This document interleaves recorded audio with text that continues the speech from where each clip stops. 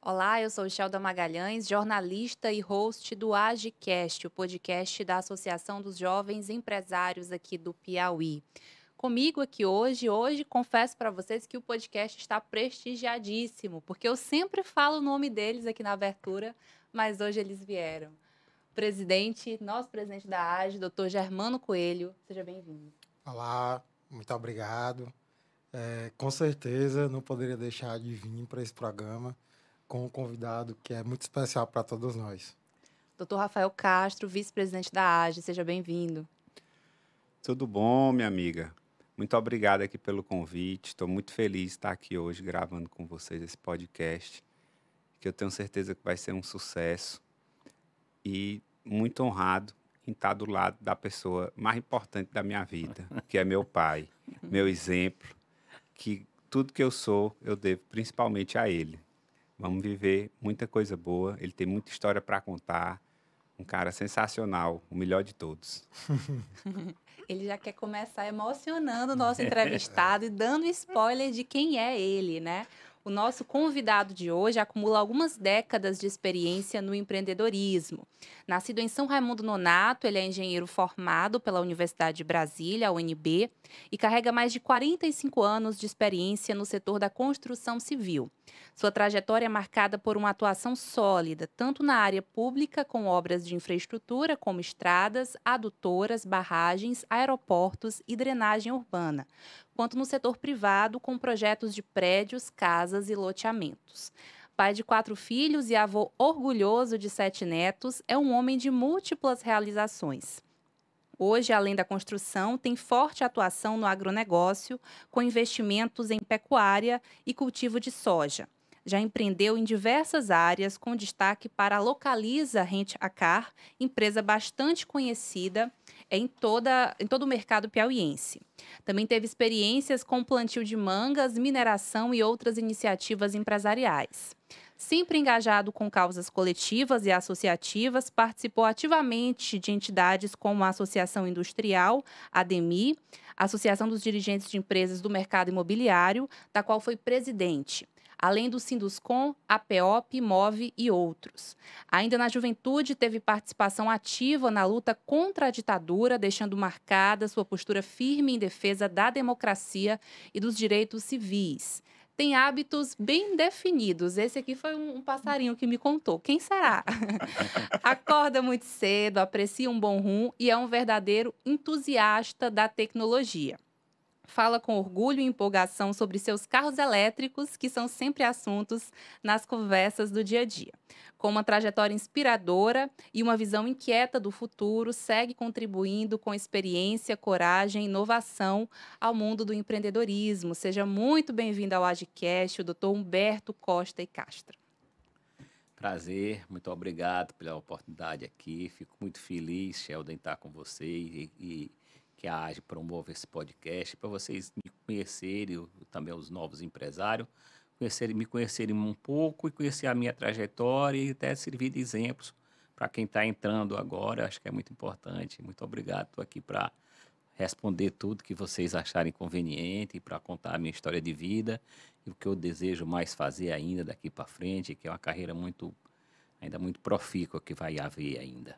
Obrigado. Doutor Humberto, são 45 anos aí de experiência, de muitas histórias. Eu queria saber do senhor como é que começou essa sua jornada dentro do empreendedorismo. Qual é o momento em que o senhor chega e decide montar ali o seu primeiro negócio? Bom, eu formei na Universidade de Brasília em 1980 e logo depois eu vim aqui para o Piauí e fui trabalhar na MC Engenharia, do Raimundo Mendes. Construí aqui o CCHL da universidade, o reitor era o professor Camilo Filho, uma obra grande, 10 mil metros quadrados, foi a minha primeira grande obra que eu fiz. E logo depois eu entrei na construtora Jurema, fiquei esse tempo todo e há pouco tempo, há 3 anos, fizemos uma cisão lá e hoje eu sou da construtora Ótima, né? Tenho 4 sócios hoje, o Rafael é um dos meus sócios, o meu genro Marcelo e um engenheiro da construtora Jurema também que veio para trabalhar comigo. E nós estamos nessa nova empresa. E essa paixão por engenharia civil começou quando? Desde cedo, porque a gente sempre tinha 3 carreiras básicas na época que eu fiz. É engenharia, medicina e advocacia. eu nunca pensei em ser médico nem em nunca ser advogado. Como eu tenho assim, uma boa predileção para números, né? Eu tenho um raciocínio lógico muito rápido. Aí eu resolvi entrar para engenharia e eu adorei, é a minha vida, eu gosto da engenharia, faço bem, gosto de fazer, estudo muito. Então eu estou no lugar certo, na profissão certa. Fiquei sabendo, né, por uma pessoa, que o senhor costumava, nos tempos de escola, ser o primeiro lugar da turma, da universidade. Como é que era isso? É a verdade. Eu comecei, a primeira vez que eu fui para a escola, eu tinha 5 anos de idade. Minha mãe me levou para o Colégio das Irmãs, lá em São Raimundo Nonato. E como eu sou canhoto, ela amarrava meu braço aqui na cadeira para eu não escrever com a esquerda, escrever com a direita. E aí chegou uma tia minha que estudava no Rio de Janeiro, minha tia Ada, e disse, não pode mais ser assim, solta o braço do menino, ele tem que escrever com a mão que ele quiser, não pode mais mudar, não. E aos 5 anos eu fiz o jardim de infância. Quando já foi aos 10 anos, eu estava no 3º ano primário, ela já me mandou eu pular 2 anos, eu saltei 2 anos, fiz o exame de admissão, passei no exame de admissão com 10 anos de idade, fui fazer o ginásio, com 14 eu já entrei no científico da época, com 15 eu passei no vestibular aqui da Universidade Federal, não pude assumir porque não tinha ainda o científico, aí fui para Brasília terminar o científico lá. Com 17 anos eu entrei na UNB, me formei com 21 anos de idade, então era conhecido assim como precoce, quer dizer, você é precoce, né? Então formei com 21, sempre fui o primeiro da turma, sempre tive o primeiro lugar. As pessoas me diziam que eu era inteligente, o Humberto é muito inteligente. Eu não me acho inteligente, eu acho muito estudioso, muito dedicado. Lá em Brasília eu estudava 8 horas por dia, fora o tempo de que estava assistindo a aula, a vida toda. Gostei de estudar, gostei de aprender. Então, minha vida sempre foi muito dedicada a fazer tudo com muito cuidado, com muito estudo e tendo muito cuidado com tudo que eu faço para tudo dar muito bem certo. É minha trajetória, mais ou menos assim. E os seus pais, no meio dessa história toda, eles foram sua inspiração em muitos momentos? Eles ficavam ali no pé, querendo que o senhor estudasse, ou era uma coisa sua? Não, meu pai era muito orgulhoso em falar, meu filho tirou o primeiro lugar, meu filho tirou o primeiro lugar, mas ele não ligava muito, não. É porque eu gostava e gosto. Eu sempre gostei de ler, gostei de estudar, li muito. Na minha vida, sempre foi lendo, foi estudando, foi aprendendo. Hoje vai nos computadores, nos telefones, no tempo antes era no livro mesmo, na biblioteca. Eu fiquei dias e dias, noites e noites na biblioteca da UNB, sozinho. Fechava a biblioteca e eu ficava estudando lá o tempo todo. Eu sou muito estudioso, graças a Deus, e gosto. O Rafael também é? Creio que sim, eu não acompanhei muito assim, não. Mas ele é muito também dedicado nas coisas que ele faz, ele é muito cuidadoso também. Eu gosto muito da forma que ele atua, que ele age. Vamos dar o direito de resposta, né? Tem uma história engraçada do papai, quando ele estava na UNB, e tiraram uma foto no dia de um jornal para fazer uma reportagem na biblioteca, e tiraram uma foto da biblioteca no dia de um feriado, a biblioteca vazia, tinha só uma pessoa na sala estudando. Essa pessoa era justamente ele, que estava lá. Já o papai, ele gosta de ser conhecido como estudioso. Eu prefiro ser conhecido como inteligente. Os primeiros lugares, tudo eu passei, sempre no Dom Barreto, nos vestibular que eu fiz. Formei mais cedo também. Mas não gostava muito de estudar, não. Eu prestava muita atenção nas aulas e era o suficiente para fazer as coisas acontecerem. Mas o conhecimento não entra por osmose, não. Você tem que estudar mesmo, aprender, senão não aprende de jeito nenhum. Dentro da UNB, o senhor também participou de muitas lutas estudantis. Como é que isso aconteceu? Foi. Eu passei no vestibular em janeiro de 76, contar aqui a história. E aí, logo no começo do ano, eu fiz uma amizade com o pessoal da arquitetura e tinha um menino lá chamado Adelson, que ele era afilhado do Juscelino Kubitschek.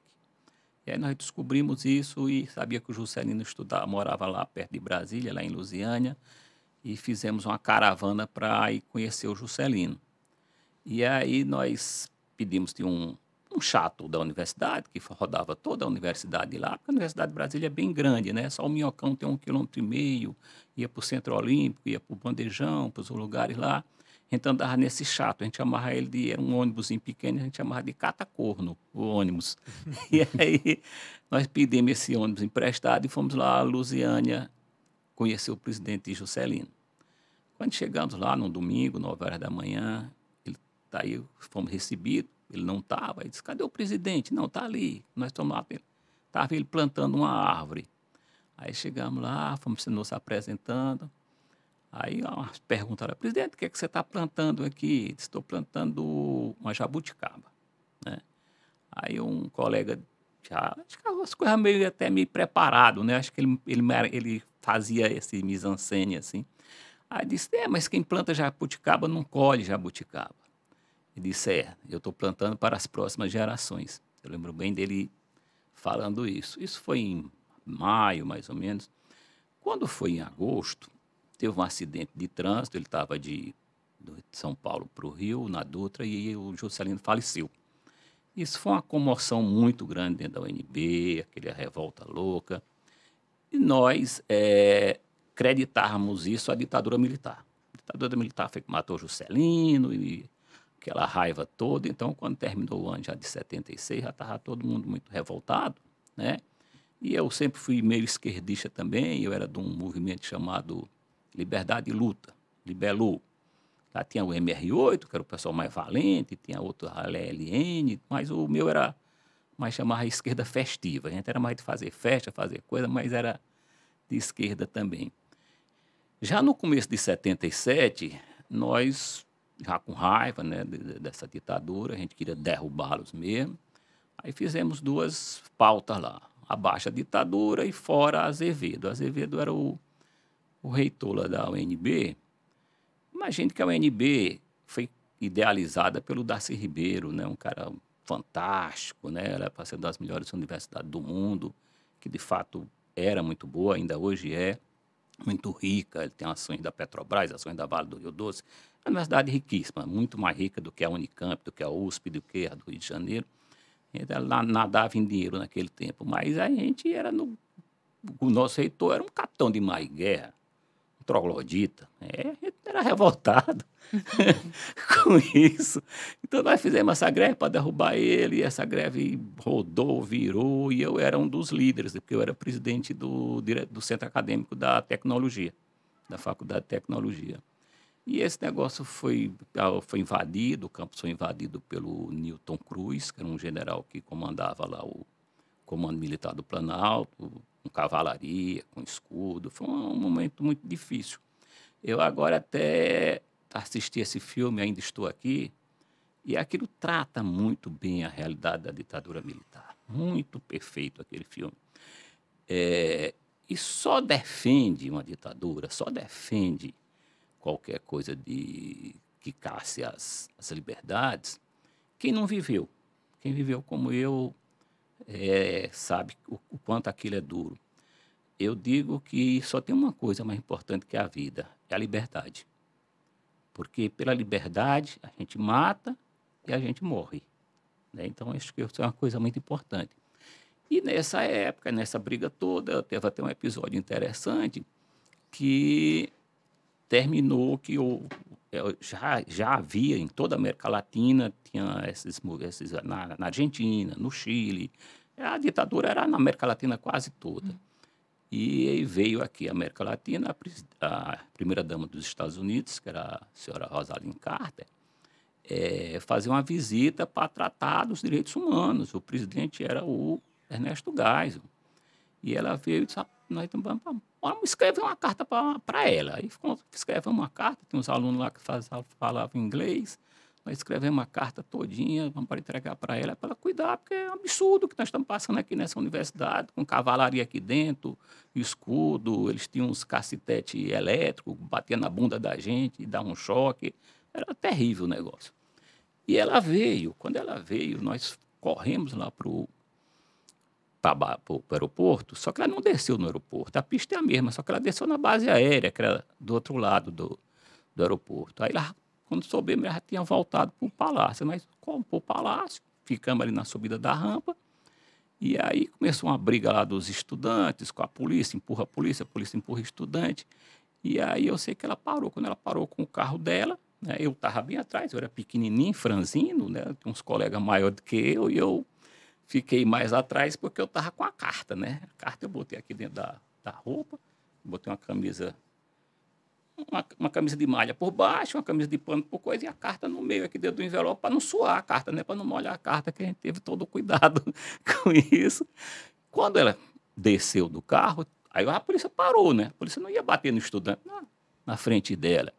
Quando parou, que abriram, aí os colegas lá, Fish Lady, come here, não sei o quê, tem aqui uma carta para a senhora, porque a gente está sendo maltratado aqui na UNB. Né? Aí ela veio, eu corri, tirei a carta, entreguei para ela entregou para uma assessora, e aí disse, guarde esse que eu quero ler, né? Quero ler isso aqui, logo depois da coisa. Consequente, ela entrou, teve uma audiência lá no Palácio Planalto, no dia seguinte, logo depois chegou um aluno do direito lá no meu apartamento, aí disse, chamava de Piauí, Piauí, teu nome tá lá, tu vai ser preso.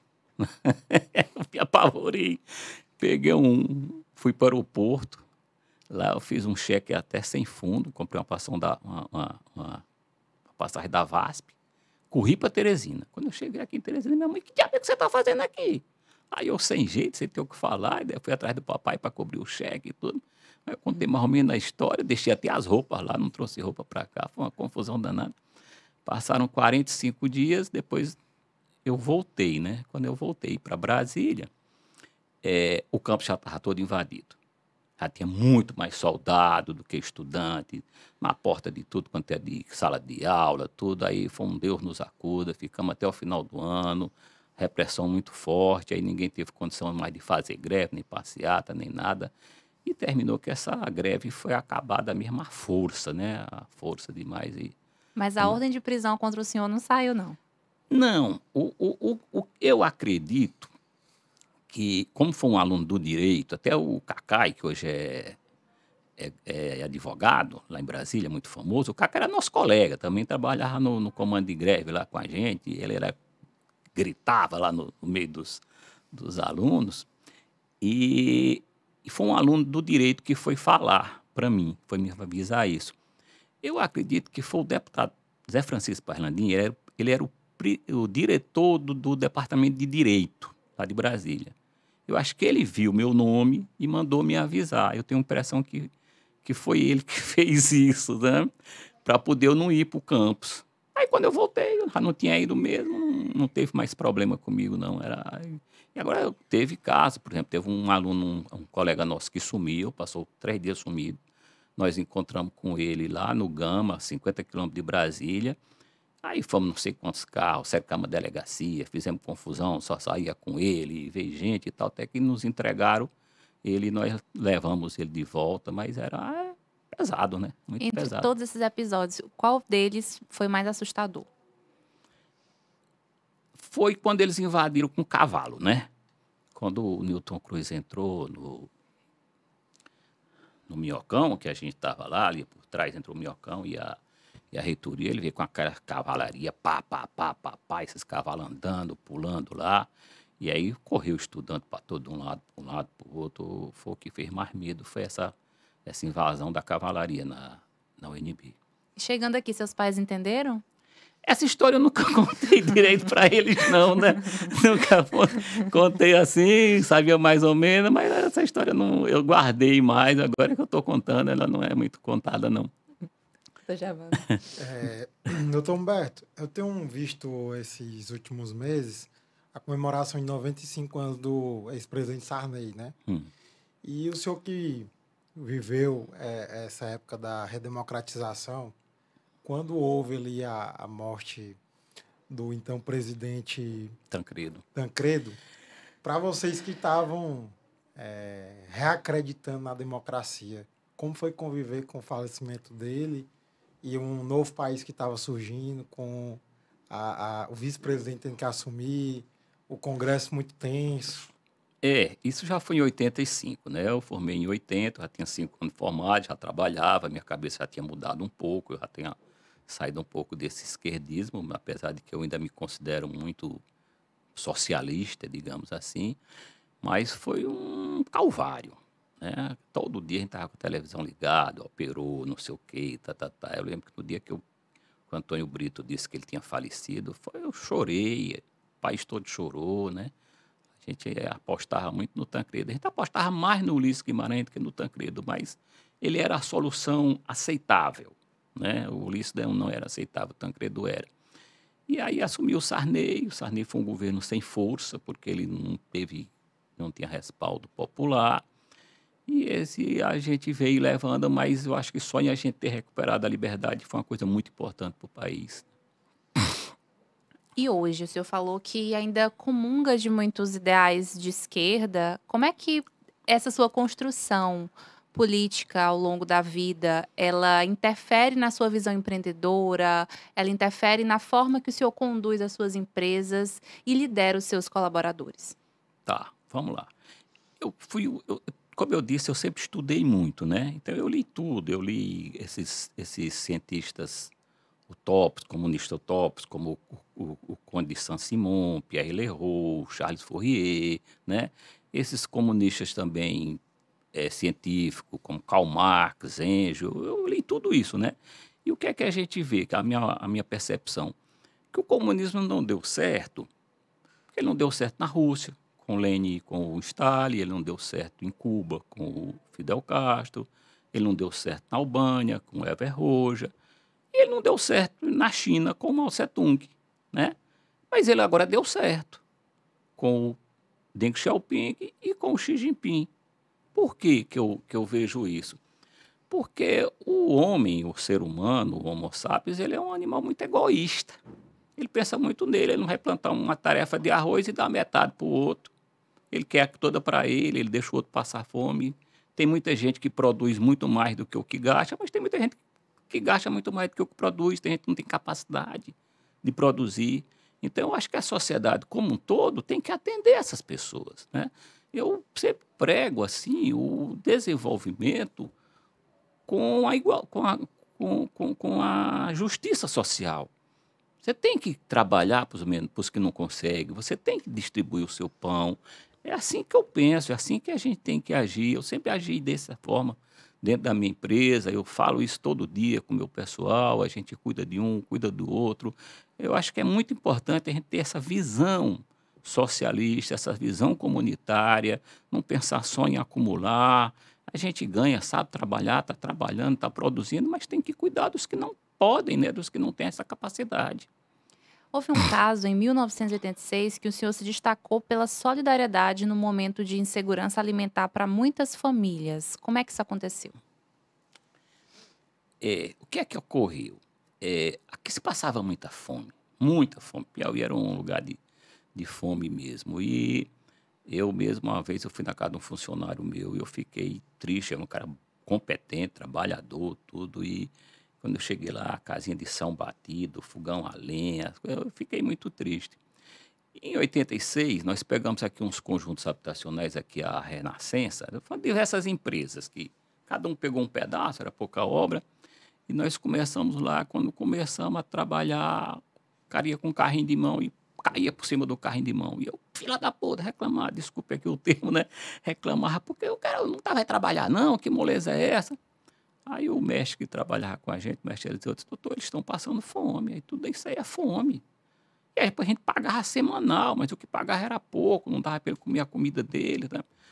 Aí eu tive uma ideia, eu digo, rapaz, eu vou resolver esse assunto. Eu fui lá no Mercado Central, tinha um cara de uma garapeira lá, eu chamei ele, quase não vendia, eu contratei ele para fazer garapa de cana, fui lá na Usina Santana, comprei uma roça de cana e peguei uma padaria lá no Renascença mesmo, a render a padaria, vamos fazer pão e garapa de cana para esse povo. E aí comecei todo dia da garapa de cana e pão, que a gente não tinha nas convenções. Hoje as coisas são bem diferentes, né? E aí eu sei que tem um colega nosso, o Zé Luiz, rapaz, se tu for fazer isso aí, a obra não vai dar lucro, vou dar comida para o povo, quanto é que tu vai gastar de comida? Eu digo, rapaz, ou eu dou comida ou eu não faço a obra, ao contrário. Aí eu toquei, quando eu dei garapa de cana, o pessoal começou a comer, E aí eu sei que minhas casas já estavam cobrindo e a dos outros ainda estavam no chão, né? Foi a salvação do negócio. Eu sempre tive muito cuidado com isso. Teve um outro episódio também, Zelda, logo em 80. Isso eu estou falando de 86, né? Mas em 80, quando eu formei, que eu fui trabalhar aqui na MC Engenharia, logo eu ganhava 30 mil reais. 30 mil dinheiro do tempo, né? Por mês, eu não sei qual era o dinheiro. E aí eu fui numa fazenda do meu pai, onde eu fui criado, lá perto de Itaueira, em Rio Grande, e estava todo mundo passando fome, muita fome. Aí eu vim aqui em Teresina, comprei um caminhão de comida por 60 mil. Meus 2 primeiros salários eu gastei com esse pessoal. Mandei para lá para dar comida para eles, aí distribuí comida lá para um, para outro.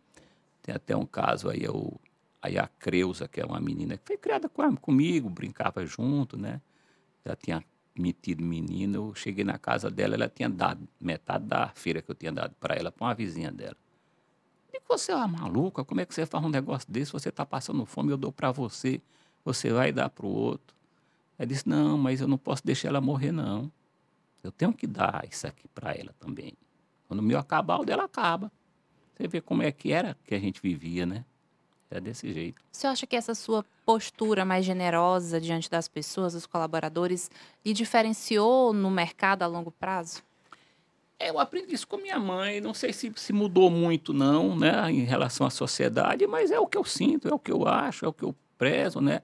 A gente tem um programa muito interessante lá na Construtora Ótima, que chama Vaquinha em Dobro, que aí todo mundo que tem alguma insegurança em dinheiro, eu gosto muito de vaquinha, porque quando você vai pagar uma conta só, ela é cara, mas quando você divide com mais pessoas, ela fica barata, né, um restaurante, uma coisa, uma ajuda a uma pessoa. Então, o que é que eu faço lá? O que os colegas juntam, sabe? Uma pessoa está precisando de um dinheiro, teve um problema, eles juntam lá 5 mil, a empresa dá mais 5. Tudo que eles juntarem, a gente dobra, né? Então, é uma coisa que eu acho que ajuda muito e eles ficam muito gratos, trabalham bem.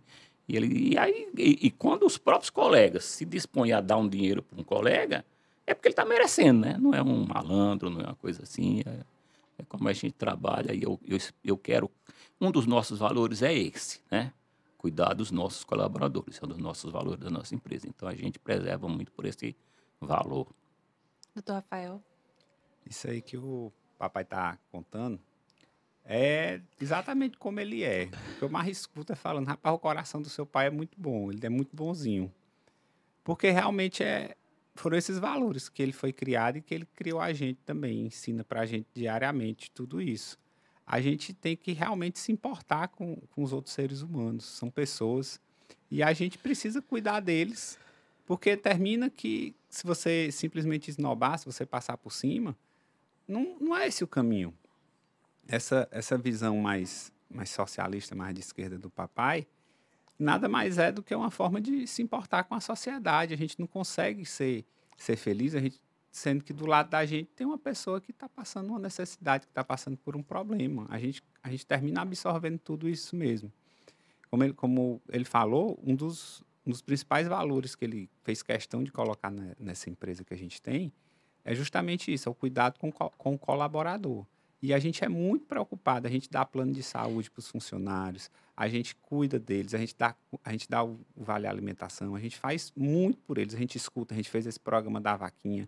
E a gente tenta, de todas as formas, estar do lado deles, estar apoiando. Quando eles têm problema, eles recorrem a gente e a gente sempre tenta cuidar deles, porque a gente sabe que se eles não estiverem satisfeitos, se eles não estiverem felizes, o que a gente está fazendo não adianta. Doutor Humberto, o que o senhor acha que ao longo do tempo, eu lhe perguntei sobre um diferencial na sua postura, mas o que é um diferencial na sua empresa, que o senhor tem orgulho de poder contar ao longo do tempo, né? De que vocês desempenharam e que trouxeram não só esses ganhos econômicos, mas sociais. Não, mas essa minha empresa só tem 3 anos, né? O CPF dela é bem novinho. A outra empresa que eu era sócio, que eu passei 40 anos dentro dela, ela não tinha uma postura bem assim, mas tem outras pessoas, não tenho muito o que falar, não. Eu estou falando mais dessa forma agora, na minha fazenda, eu sou da mesma forma, a gente faz distribuição de coisas, a gente trata bem, etc. Estou falando da minha pessoa e dos negócios que são realmente meus, né? Como você falou, eu já tive diversos negócios, eu vou ter mais negócios ainda. Eu sempre, a minha postura é essa daí, né? Você já teve algum cliente específico que tenha marcado sua carreira? Tive. Basicamente dois, né? Um que eu gostava muito dele era o Dr. Antônio Portela, médico ortopedista aqui em Teresina, muito duro, sabe? Esse cara, as pessoas reclamavam que o Dr. Antônio Portela era duro demais. E ele comprou um apartamento nosso e foi para a televisão dizer que a empresa era boa, que o apartamento era bom, que não sei o quê, que era empresa séria. Isso vendeu como água. Nós vendemos prédios tudo muito rápido, então foi um cara que marcou muito até pela postura dele, um cara muito conhecido aqui em Teresina, pai do Portela Filho, então ele foi um negócio que marcou. E outro cliente também que marcou foi a Chesf, porque a Chesf era uma cliente muito exigente, sabe? Quando ninguém queria aqui fazer obra para a Chesf, porque a qualidade que eles exigiam era grande demais. Eu peguei uma subestação aqui dela aqui para ampliar aqui em Teresina e era uma dificuldade que eu tive que me reinventar para poder aprender para trabalhar para a Chesf. Mas trabalhei tão bem que depois, quando eles foram fazer a ampliação lá da hidroelétrica de Boa Esperança, eu praticamente morei 1 ano e meio, 2 anos lá em Boa Esperança e ganhei muito dinheiro. Aí, a empresa que eu trabalhava ganhou muito dinheiro na época com esse trabalho que eu fiz, porque eu consegui mostrar para eles que eu tinha qualidade, né? Que a qualidade da minha empresa era boa, que a qualidade da nossa engenharia era boa, e com isso nós fizemos muita coisa boa para ele. Então, são desses clientes assim que eu marquei, que me marcou mais. Você Foram eles falou que dois. precisou se reinventar. O que foi mais difícil no sentido de se manter no mercado e se manter relevante e se manter crescendo no mercado piauiense para a engenharia civil? Como é o cenário aqui hoje? Hoje, veja o seguinte, eu acho que uma coisa, se eu tenho uma empresa de engenharia, você tem que ter uma boa engenharia, né? Você pode até ter outras coisas importantes, mas a sua engenharia tem que ser boa. Então, eu aprendi isso desde o começo, que eu procuro sempre estar moderno, sempre estar com os melhores equipamentos, com os melhores treinamentos, com os melhores técnicos, fazendo uma boa engenharia, fazendo obra de qualidade, obras difíceis, muitas obras que ninguém topou fazer, eu fiz e fiz bem, né? Eu acho que é isso, já que a gente vai fazer uma coisa, vamos fazer o que tem de mais importante, o que tem de mais difícil, o que dá mais trabalho, que isso é que gratifica a gente. Qual é o conselho que o senhor daria para a concorrência? É a mesma, né? A mesma que eu faço, é ir atrás, né? Não adianta, a gente vê tanta coisa mal feita, andando nas obras, eu fico preocupado, porque eu acho que não está se privilegiando muito.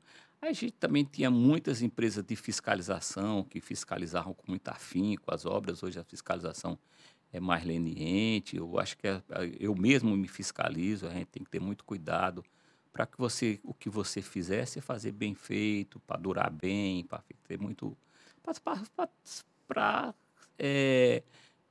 ter o fim a que se destina aquele trabalho, né, aquilo ali, para ficar uma obra duradoura e bem feita. Interessante, o senhor falou sobre a questão da fiscalização. Por que que ela se tornou mais negligente?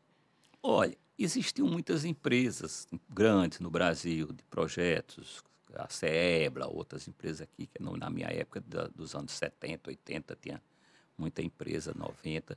Mas eu acho que com o passar do tempo isso diminuiu. Hoje a gente precisa mesmo ter mais cuidado, né? Então quem tem faz bem feito, quem não tem então, não faz nem tanto, mas precisa ter. Eu acho que o próprio governo do estado está tendo um certo cuidado com isso agora para que as coisas fiquem mais duráveis, né? Se fizer. Quem faz sucesso é criticado. Como lidar com as críticas? Eu acho que isso aí é da nossa própria sociedade, né?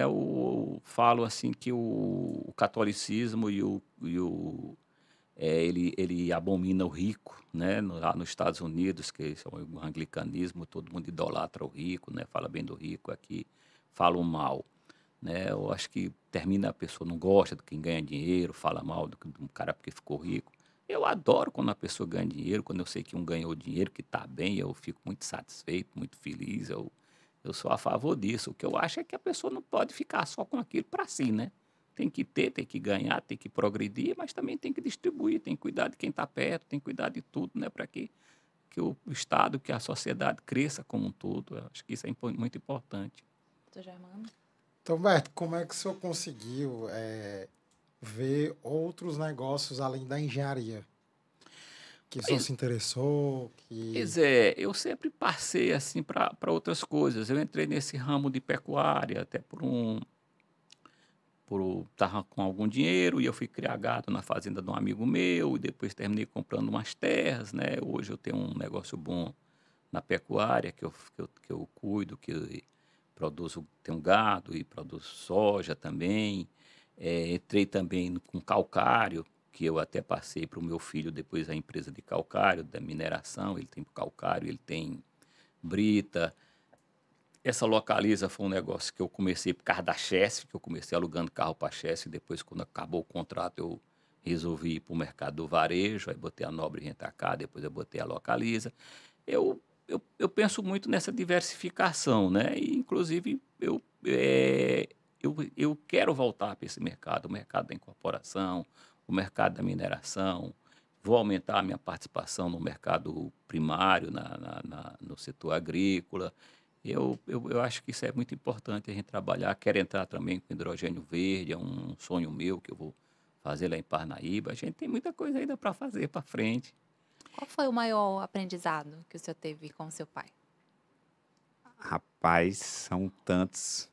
Porque aqui é 24 horas convivendo com ele aqui. A gente acorda, meu sócio, né? A gente acorda cedo, 5 e pouco da manhã, e vamos para academia junto. E só terminamos, saímos da construtora às 7, 8 horas da noite junto. Então, é muita coisa, essa convivência diária que a gente tem. Eu termino aprendendo bastante, mas eu acho que o que eu mais peguei dele mesmo foi tudo. Todo mundo olha para mim e fala que eu sou igual a ele, que eu sou a cópia dele. Tem todos os defeitos que eu tenho. Mas o mais importante é ter todas as qualidades dele. A gente pensava que ele ia dizer. Não, eles são muito tudo. parecidos. O Rafael é o filho mais parecido que eu tenho. Na sua visão, o que falta para o Piauí se tornar um estado mais atrativo em negócios e investimentos? Olha, o Piauí, como eu comecei aqui no começo, nessa década de 70, 80, 90, né? Nós éramos pobres demais, né? Eu acho que essa chave virou, pode chamar Piauí 2.0, com a entrada do PT. Eu sou muito favorável ao PT. O Wellington Dias entrou com esse lema de desenvolvimento com igualdade, com justiça social. Eu acho que melhorou muito. Você vê que o piauiense médio ele é muito mais rico do que o maranhense, né? Nossas casas são melhores, a nossa educação é melhor. O Piauí deu uma melhorada muito boa nesses 2002 para cá. E eu acho que nós estamos partindo agora para o Piauí 3.0. O que é que eu chamo Piauí 3.0? Os nossos cerrados, nosso cerrado hoje é uma realidade muito importante. Hoje está sendo instalado lá uma usina de etanol de milho, que vai processar 1.500 toneladas de milho por dia. Os irmãos Tomazini estão fazendo 100 quilômetros de estrada para fazer um frigorífico que vai criar e abater 500 mil aves por dia. Nós temos os Franciose, que estão irrigando 12 mil hectares, produzindo algodão, tem a Risa, tem a Progresso, todas as empresas grandes, né? Tem um abatedouro de gado lá em Uruçuí, que está sendo instalado, um frigorífico que já vai usar esse material do DDG, do etanol. Então, o Cerrado está se desenvolvendo muito. E eu acredito muito em duas outras coisas, que é o hidrogênio verde, que vai nos dar muita energia para a gente exportar, porque o Piauí hoje consome 20% da energia que produz. A gente produz 100, só consome 20, esses 80 estão sobrando. A gente pode transformar isso em hidrogênio verde, pode produzir mais ainda, nós temos muito sol, nós temos muito vento, nós temos muita coisa para produzir e vender esse hidrogênio para fora. Como também o transporte fluvial dessa soja, dos cerrados para a praia, né, que eu vi agora lá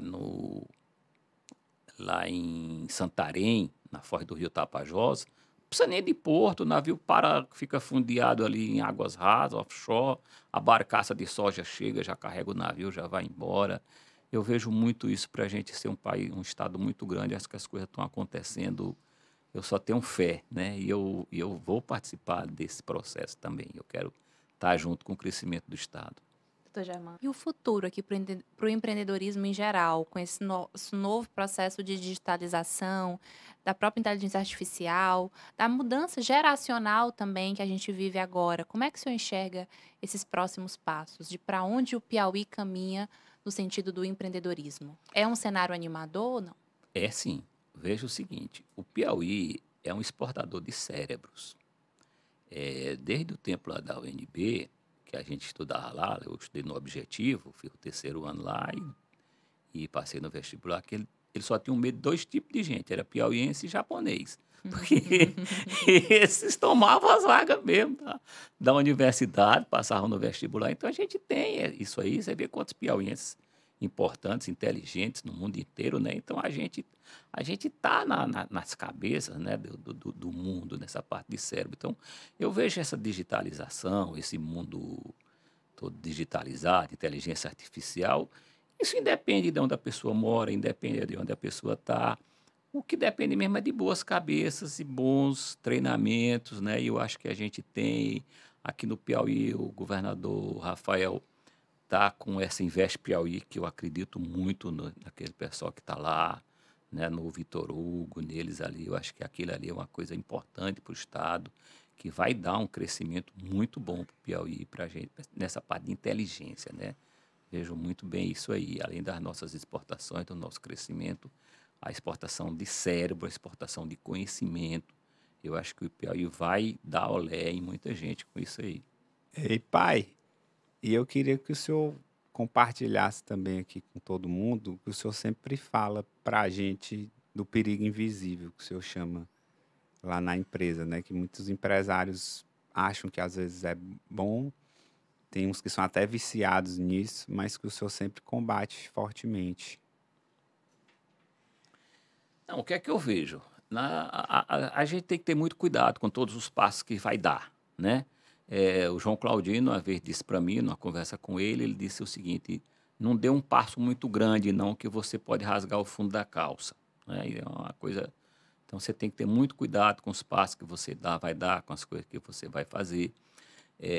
Eu sempre penso e ajo que eu abomino juro. Eu acho que juro é um negócio que você não pode deixar, porque você está dormindo e ele está trabalhando contra você, de dia, de noite, crescendo. Aquilo ali é um câncer dentro da empresa, então a gente tem que cortar tudo quanto é de financiamento, trabalhar com recurso próprio, comprar sempre à vista, que é o que o João Claudino dizia, compra à vista e vende a prazo. Então essa é a melhor forma de você ganhar dinheiro. Então a gente tem que ter muito cuidado para que a empresa não se endivide, para que a empresa não tenha problemas financeiros, para que a gente sempre tenha um caixa bom, tenha dinheiro.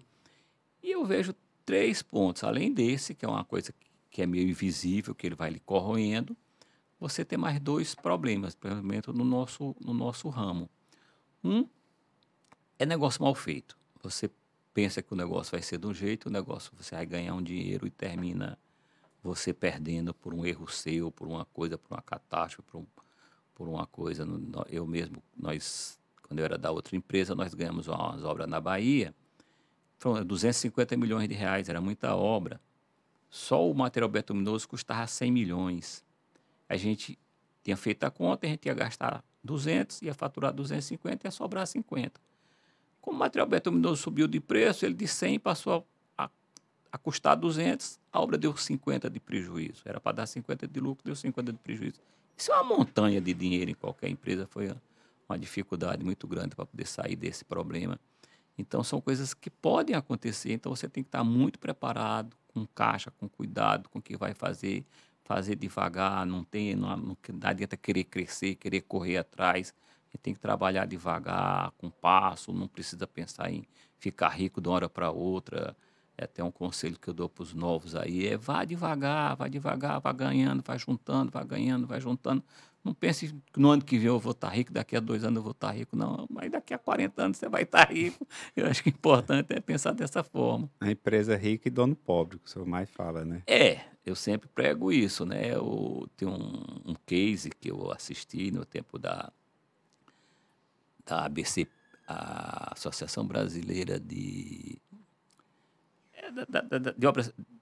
obras públicas, eu acho que era que nós tivemos lá, e contar uma história de um pessoal do petróleo lá do Rio de Janeiro que trouxeram um japonês para ser sócio deles, né? O japonês chegou lá no Rio, quando chegou na sexta-feira, pegaram o japonês, levaram para Angra, passaram o final de semana todo com ele, para lá, para cá, cheio de comida boa, bebida boa. Quando foi na segunda-feira que o japonês chegou na empresa dos caras, que veio a empresazinha pequenininha, disse, não vou fazer negócio com vocês, não. Foi embora, né? Porque ele disse, essa empresa não sustenta esses caras gastam demais para ter uma empresa dessa, né? Essa empresa não vai dar conta deles. Então, eu acho que é o contrário, a gente tem que cuidar da saúde da empresa. Cuidar da saúde da empresa, os donos da empresa, os acionistas, as pessoas têm que ficar em segundo plano. Gastar menos, né? Esse negócio de ter carrão, ter barco, ter isso, ter aquilo, gastar, voar, isso aí é loucura. Vamos ter os pés no chão, juntar, ter patrimônio, ter dinheiro em banco, ter dinheiro aplicado. Isso é que é importante para poder as empresas terem uma longevidade, né? No discurso de posse, lá na nossa posse, que o doutor Valdeci foi falar, falou exatamente tudo isso que o papai mais prega. Na hora que estava o doutor Valdeci falando, eu estava lembrando do papai, todo dia falando, e o papai na plateia, se abrindo. É desse jeito. Empresa rica e dono pobre. Essa é a chave do sucesso. Doutor Germano? É interessante que, doutor Humberto, que as construtoras hoje, essas obras de maior complexidade, eu ainda não vejo a nova geração tendo a coragem e assumir a responsabilidade que o senhor assumiu na época que o senhor começou, né? Porque fazer essas obras de barragem, todas essas obras de infraestrutura que o senhor fez, existe uma complexidade de engenharia muito grande, né? E a gente não tem visto ainda outras empresas crescendo no mercado com a capacidade de complexidade das suas obras de engenharia. Como é que o senhor entende que deve fomentar outros empresários mais jovens a também iniciar e também ter a coragem de participar de obras mais complexas que demandam mais estudo aprofundado na própria engenharia? Pois é, eu acho que eles têm que fazer o que eu fiz, né? Essas obras mais complexas, né, todas as que eu peguei, as que eu fui atrás, eu fui estudar muito, muito, muito, com muito afinco o que é que fazia, como é que fazia, da forma melhor que fazia, né? Agora mesmo eu estou fazendo uma barragem muito complexa, que é a barragem de Nova Algodões, uma barragem de concreto compactado a rolo, que ela tem um problema sério nas ombreiras dela, tanto que a barragem antiga foi embora e a gente está fazendo uma nova, então a gente está estudando muito bem isso aí. E é você ter vontade de fazer o difícil, né? Não fazer só o fácil, né? Engenharia você tem que ir atrás dos desafios, de você estudar, ver, fazer um negócio bom, né? Agora, a nossa engenharia aqui sempre foi boa. O Piauí sempre teve uma boa engenharia. Nós tivemos aqui o Lourival Parente, que era um sucesso no mundo, no Brasil inteiro, né? A engenharia do Lourival era muito boa, um prédio bonito como aquele da Assembleia, aquele vão que tem ali dentro, ali, você vê que obras de vulto, obras importantes, você vê aquele monumento do Genipapo ali em Campo Maior, que também é uma coisa linda, né? Feito pelo Lourival. O Lourival era um cara muito de empreendedor também. Todas as empresas do Piauí, aqui as empresas antes elas eram muito importantes. Eu acho que o povo se focou muito para o lado financeiro, para o negócio, e está esquecendo um pouco de engenharia. É o que eu reclamo. Eu acho que a gente tem que voltar a fazer uma boa engenharia. A gente tem pessoas capazes, né? E você traz, hoje até muito mais fácil. Hoje tem o Google, tem os consultores, tem tudo. Hoje é mais fácil da gente conseguir resolver um problema do que anteriormente, né? Eu vejo muito isso. Quem estiver começando, estude, tudo no ramo que você tiver, vá estudar, vá aprender, vá fazer bem feito, que você vai longe, você tem sucesso. O doutor Valdeci disse que agora que ele já passou dos 40, né? O prazer que ele tem muito Só é um de pouquinho, viajar. né? E o senhor também gosta de viajar, conhecer o mundo? Ô, rapaz, eu não. A minha esposa é louca por viajar. Se puder, todo dia ela estava viajando para um lugar, para outro. Inclusive, eu tenho até falado para ela, ela agora já fez, esse ano ela já fez 2 viagens só para fora. Eu digo, vá que você gosta, vá viajar. Quando eu posso, eu vou com ela, mas eu gosto mesmo é de trabalhar, sabe? É verdade, Adoro. doutor Rafael? Adoro minha empresa. Eu digo que a hora mais feliz da minha vida é quando eu acordo, tomo um banho, vou para academia, chego, tomo outro banho. Quando eu visto a roupa que eu saio para ir para a ótima, não tem satisfação maior do que essa, não. Eu adoro trabalhar, gosto demais do que eu estou fazendo. É muito gratificante. Tem uma história engraçada, quando o papai começou a criar gado, mexer com fazenda. O primeiro lugar foi na fazenda do amigo dele. A fazenda era uma fazenda muito bonita, tinha uma casona de madeira, uma piscina e tudo. E a gente ia para lá e era muito, muito gostoso de estar lá. Depois ele arrendou uma fazenda também, tinha uma casa grande, com piscina, com obra de arte na parede, uma coisa muito sensacional. E aí, finalmente, ele comprou a primeira fazenda dele, né? E aí a gente foi lá, eu fui lá conhecer e a fazenda era assim um pouco mais humilde, assim, a casinha era mais modesta, não tinha assim uma piscina, não tinha um chuveiro, não tinha muita coisa não. E aí eu perguntei para ele: "Ô pai, que felicidade que nós estamos aqui na fazenda sua, primeira, né? Quando é que nós vamos agora bora fazer uma piscina, bora botar um churrasqueiro aqui?" Aí ele me olhou e falou assim: "Rapaz, aqui é trabalho, não é lazer não." Eu sempre penso assim, né? Aqui eu tô a 100 quilômetros de Teresina, aqui no Maranhão, e Campo Maior está mais ou menos na mesma distância, só que para o outro lado. Essas fazendas de Campo Maior, que a maioria do pessoal de Teresina tem fazenda lá, são todas fazendas de lazer. Né? A pessoa vai lá, tem uma churrasqueira, tem uma piscina, tem não sei o quê, vamos lá para se divertir. Mas não dá dinheiro, né? A minha fazenda é para dar dinheiro. Tô lá para ganhar dinheiro, para trabalhar, para produzir, né? Estou muito bem, eu acho que isso é importante. Qual o livro que o senhor indica para os empreendedores de hoje, que lhe marcou na sua trajetória? Eu li muita coisa na minha vida, né? Eu não digo assim, passou aqui, não tenho assim um livro específico, não, mas tem tanta coisa escrita boa, né? Como eu lhe falei, eu li muito sobre comunismo, sobre socialismo, sobre igualdade social, essas coisas. Eu acho que é bom a gente saber como é que existe, como é que as sociedades são feitas, como é que as coisas funcionam, né? Para a gente ter um cuidado com a sociedade, com os outros. Eu vou mais por esse caminho aí. Qual é a sua lembrança mais feliz empreendendo? Empreendendo. Eu acho que foi mesmo quando eu coloquei a Ótima, né? Que foi um nome que surgiu da minha cabeça, assim, Ótima. Eu achei meio estranho, mas depois eu me acostumei. E é a empresa que eu me dedico hoje, que eu adoro, né? Agora eu adoro lá, adoro o pessoal que trabalha lá, todo mundo gosta de mim. E a gente está fazendo um sucesso mesmo, né? A Ótima, eu tenho certeza, ela tem 3 anos de idade e ela já está pelo menos no top 10, né, das aqui do Piauí. Nunca quis ser a maior, nunca, nem tenho essa pretensão de ter a maior construtora do Piauí. Mas eu sempre tive a pretensão de ter a melhor construtora do Piauí. E é isso que a gente trabalha para que a Ótima seja a melhor construtora do Piauí. E com o Rafael, o senhor pega no pé para acordar às 5h30 da manhã também com o senhor e dormir tarde? Não, o Rafael é muito parecido comigo, sabe? Eu tenho 4 filhos, os outros cada um tem suas características, mas o Rafael que é igual mesmo, ele também é mais ou menos da mesma forma. E hoje lá, a gente é muito feliz na sociedade, porque eu tenho um sócio que é o diretor técnico e toca todas as obras. Toca bem, bom engenheiro, no meu nível, o cara é muito bom.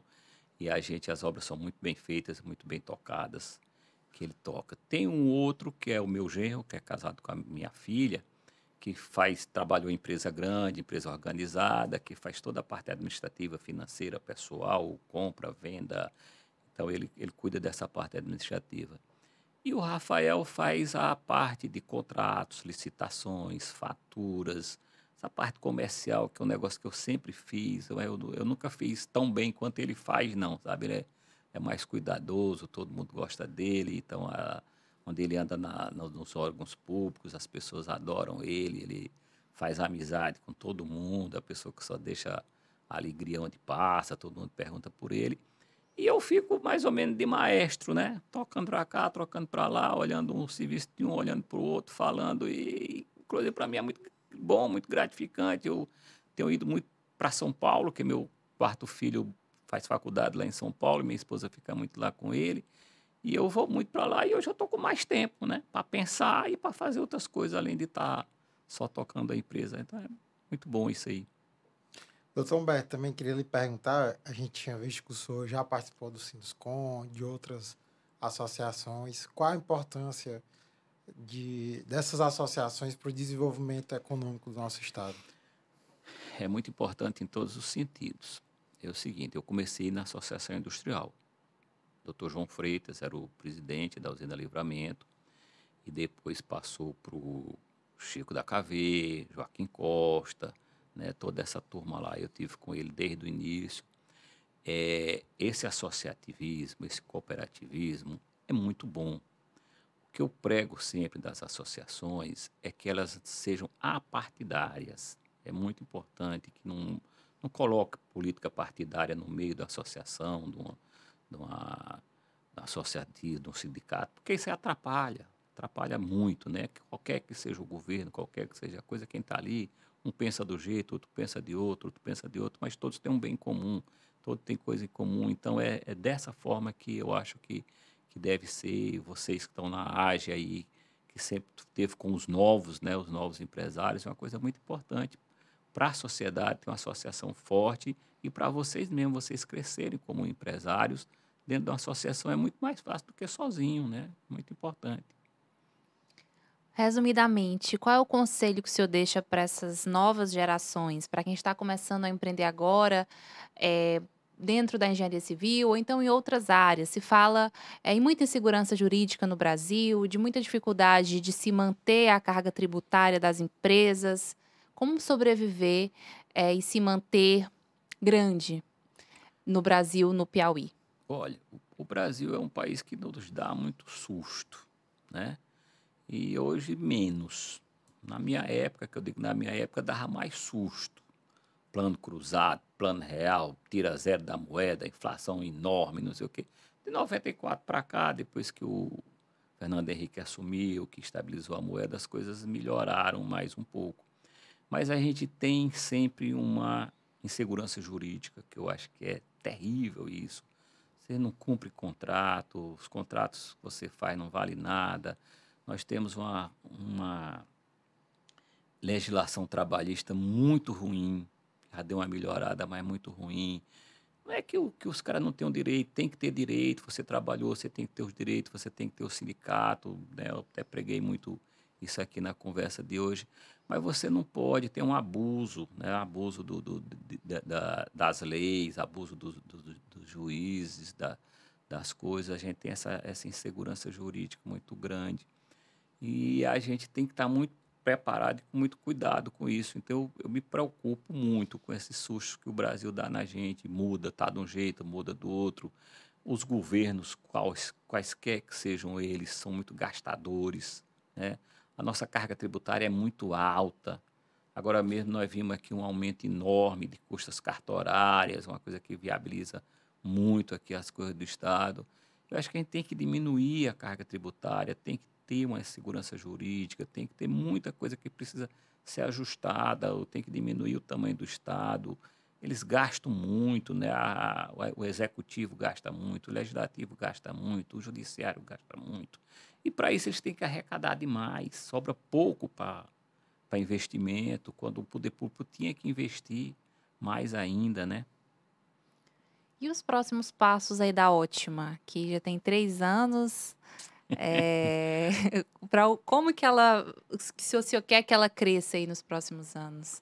De que forma? Pois é, os meus sonhos são muito grandes, né? Você me falou até de um livro e eu estava lembrando aqui de um livro, O Sonho Grande, que eu li do Jorge Paulo Lema. Pronto. Né? O Jorge Paulo Lema, ele tem esse sonho grande, é um cara muito empreendedor, de muito sucesso, né? Cresceu bastante, ele sempre pensou muito nisso, a turma dele é boa, né? Que é do 3G, o Sicupira e o Marçal. E o que é que a... Os próximos passos da Ótima. Pois é, então o que é que eu vejo? Como eu tinha falado no início, eu não penso... tem mais eles 3 que estão aí, que vão me suceder mais na frente, né, depois que eu sair, mas que a Ótima, ela tem muita coisa para realizar ainda. Ela está começando a vida dela, né? Ela tem 3 anos, um pouco ela vai ter 30, depois ela vai ter 100, depois ela vai ter mais. Eu acho que a gente está fazendo uma empresa mesmo para ser longeva, para durar a vida toda, para se perdurar, e sempre com muito trabalho, com muito cuidado e crescendo, né? O que eu vejo, eu quero entrar em negócios novos, como eu te falei. Eu falei aqui no início. Hidrogênio, para mim, é um negócio muito interessante. Eu acho que você vender hidrogênio para, principalmente a Europa, que hoje ela tem um problema muito sério com o gás da Rússia, né? Hoje o mundo está com esse aquecimento solar. É necessário, é importante que a gente diminua essa pegada de carbono, que a gente acabe com esse consumo de combustíveis fósseis. Então, para a gente ter uma energia de qualidade, uma energia limpa, a gente vai precisar do hidrogênio, com certeza. E a gente tem muito como produzir isso aí. A insegurança alimentar do mundo, é inconcebível o mundo passar fome. Então, é preciso produzir muita soja, produzir muito milho, produzir muita galinha, muito porco, muita comida para o povo, porque é muita gente para alimentar. É esse futuro que eu vejo, é esse futuro que eu vejo para a minha empresa, para a Construtora Ótima, para minhas empresas de agricultura e para tudo. Acho que o futuro está nisso aí, está em a gente prover o mundo das necessidades que ele tem. Da sua opinião, quais são as soft skills, né? Um termo que está muito na moda, que são as habilidades comportamentais que um empreendedor de sucesso precisa ter? Enquanto líder, né? Não só enquanto gestor, enquanto chefe, mas enquanto líder. Pois é, eu nunca me preocupei com isso. Eu não sou assim, por exemplo, eu tenho amigos muito ricos. Tenho um amigo que tem, fatura 5 bilhões de dólares por ano, tenho amigos que têm casa no mundo inteiro, tenho amigos desembargador, amigo ministro. Eu tenho umas boas amizades, mas eu tenho amizades também com pessoas mais simples. Meu caseiro é muito meu amigo, João, tem o Hernando, são as pessoas que... E eu trato todo mundo igual, eu não faço diferença entre o rico e o pobre, o maior, o menor. Eu sou muito igualitário, sabe? Eu aprendi isso com minha mãe, que as pessoas são iguais, todas elas, no dia que morrer, vão ser do mesmo jeito, não faz diferença entre um e outro. Eu acho que isso é uma coisa importante. Agora, uma coisa que eu faço muito na minha empresa, que eu prego muito, é ser autêntico, né? A gente tem que ter muita autenticidade, falar o que pensa, achar e agir da forma que pensa e fazer aquilo que é certo, né? Procurar não pisar em ninguém, não passar por cima de ninguém, também não ser pisado, não ser espezinhado. Acho que a gente também a gente exige respeito, né? Igualdade e respeito, a gente dá e pede que tudo seja assim. Eu penso muito também lá na coisa, e é um dos nossos valores, essa inclusão social, certo? Inclusão social sem preconceito de nenhuma espécie, nem de raça, nem de cor, nem de algum defeito físico, isso, aquilo, não pode, gênero, nunca, né? Antes, pelo contrário, eu acho que as minorias, chamadas minorias, elas devem ser incentivadas, né? Eu tenho uma menina muito boa lá, que é a Laine, que eu digo que é meu anjo da guarda, né? Que ela é RH da empresa. Então, ela trata, ela faz os recrutamentos, ela vê os problemas de cada um, ela trabalha bem com isso. E eu já disse, olha, nós vamos fazer o seguinte, toda vez que em pé de igualdade tiver um homem e uma mulher, você coloca a mulher, viu? Vai colocar o homem, não. Então, é assim que eu acho que as coisas têm que ser, assim que a gente tem que agir e andar. Não porque a mulher seja menos ou menor, não. Ela é igual, mas ela tem menos oportunidade, né? Eu acho que a gente tem que dar oportunidade mais a elas. E eu acho que a mulher, ela é muito mais inteligente do que o homem, ela é muito mais cuidadosa, ela faz as coisas mais bem feitas. Tudo que o homem fizer, a mulher faz melhor, pode ter certeza. Doutor Rafael? Eu estava pensando aqui, na pergunta que você tinha me feito, sobre os maiores ensinamentos que eu peguei do papai. E ao longo da entrevista eu estava lembrando de alguns, e eu vi que os dois principais foi que ele me ensinou sempre a ter bastante humildade. Todas as vezes que eu tinha, às vezes, uma postura um pouco pior, ele sempre me reclamava: baixa esse teu nariz, tu tá com o nariz empinado, te aquieta. E ele sempre foi muito duro comigo em relação a isso. E ele tá correto, porque a humildade é que leva a gente a todos os lugares, abre todas as portas. Se a gente é arrogante, a gente não chega em lugar nenhum. A gente sai passando por cima das pessoas. E isso não é correto, de forma alguma. E outra coisa bem importante que ele me ensinou também foi nunca focar no dinheiro. E tudo que eu trabalho, eu não penso no dinheiro. Eu só penso em fazer o meu melhor trabalho. Todos esses contratos que eu administro, eu penso em entregar para os nossos clientes, que é o setor público, o melhor trabalho que a gente pode entregar. Da melhor forma, da forma mais ágil, da forma mais eficiente. E o resultado financeiro é consequência. O papai até brinca comigo: rapaz, tu nem pensa no lucro da obra. Eu penso, não, eu só penso em fazer o melhor trabalho possível. Porque eu sei que se eu fizer o melhor trabalho possível, o resultado financeiro vai vir. Humberto? É isso. Assina embaixo. Não, tá corretíssimo, é dessa forma mesmo. Um valor que eu acho que é comum para quem conhece um pouquinho de vocês é a questão de ser família, né? Que foi até uma frase do Dr. Germano pro Dr. Rafael, que ele até colocou no Instagram. Ele gostou tanto que ele colocou. Ele é engraçado e é um pouco família. O senhor, acredito eu, que tenha passado isso para ele. Eu queria que o senhor me confirmasse isso. Demais. O papai, ele tem um apego com a gente, principalmente comigo, com os filhos dele, muito grande. E às vezes a gente está no meio de uma reunião e ele para a reunião para atender meu irmão. Não, eu tenho que falar aqui com o Humberto Filho, que é mais importante do que eu estar fazendo a reunião. Esse é. A gente tem isso dentro da gente, onde a gente valoriza muito, muito a família da gente. Para mim, é família em primeiro lugar. Eu não vejo fazer nada que não seja pela minha família, pela minha esposa, pelos meus filhos, pelo meu pai, pela minha mãe, por todo mundo. O Rafael tem 33 anos, tem 3 filhos. O senhor tem 4, né? Então vai vir mais um? Tem, só quem não tem filho é o Humberto Filho, né? Pois é, ele tem 4, vai vir mais um, né? Eu tenho 4 filhos, tenho 7 netos, né? Só o Humberto Filho que não tem neto, né? E a minha neta mais velha fez 5 anos. Você vê o tanto de gente que nasceu de lá para cá, sempre estava uma grávida, depois é outra, assim, sempre foi nessa toada e tá tudo muito tranquilo. Falando no Humberto Filho, ele estuda em São Paulo, né? Então eu sempre estou à disposição dele o tempo inteiro. Se ele ligar, eu atendo, eu vou, coisa. Agora ele está até aqui em Teresina. É meu xodó, que é o mais novo, né? E eu cuido bem dele, não posso deixar ele para trás, não. Doutor Rafael? E é exatamente isso que a gente pega de exemplo, é esse cuidado que o papai tem com a gente e não só com os filhos, mas também com os sobrinhos, com os irmãos. Uma das coisas que eu admiro bastante nele é essa união familiar que a gente tem. Desde pequeno, eu me criei indo para a casa da vovó todo sábado, todo domingo, almoçando lá, junto com nossos primos, nossos tios. E a gente é muito isso. A gente, na hora que um passa um problema, a família inteira se junta e tenta ajudar e tenta ver a melhor solução. E eu admiro muito essa união, porque eu acho que a família está aqui para isso. São as primeiras pessoas que a gente pode estar contando e que vão estar acompanhando a vida da gente para sempre. Doutor Humberto, tem alguma pergunta, alguma história que o senhor acha interessante contar aqui no podcast da AGE que eu não lhe fiz? Não, eu acho que eu falei mais ou menos tudo, né? Mas eu queria dar só um testemunho aqui também da religiosidade, né? Eu acho muito importante a presença de Deus na vida da gente, né? A minha mãe sempre foi muito católica, muito religiosa, e agora nós estamos numa Semana Santa.